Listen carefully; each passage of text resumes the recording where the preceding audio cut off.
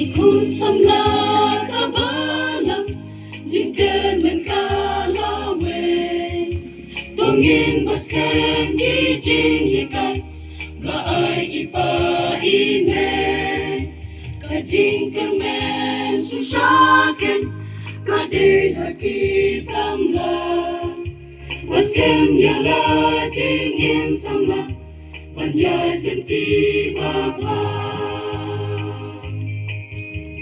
Rago isneyani bangin laban baskem yana gajingim tanghame ainin shem jiyan hikay bakodo na ying kabalang tugas kangin yay baskem kajing babanido.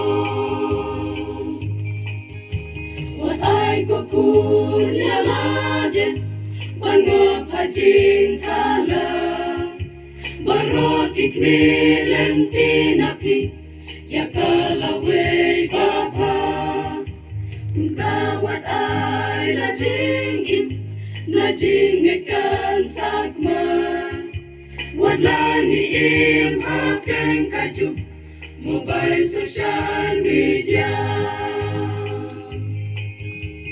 Rato isneyani bangin laban baskem yala kajingim tanghame ainin shem jiyan hikay bakodon na ying kabalang tuwas kemin yay baskem kajing babanidon.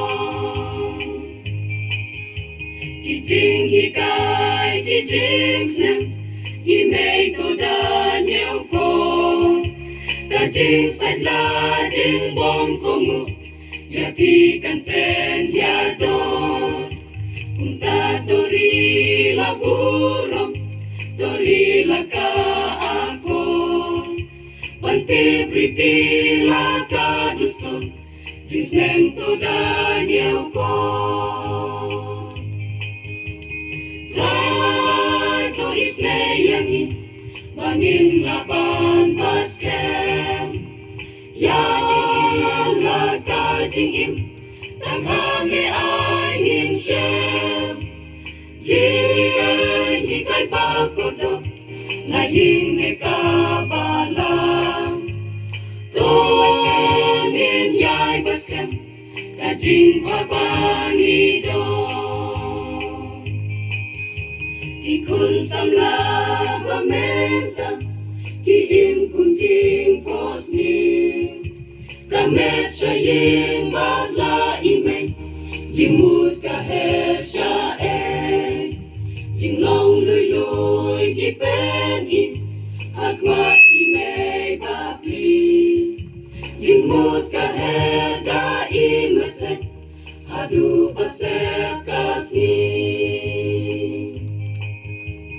Rato isneyani bangin laban baskem yala kajingim tanghame ainin shem jiyan hikay bakodo na ying kabalang tuwas kemin yay baskem kajing baba.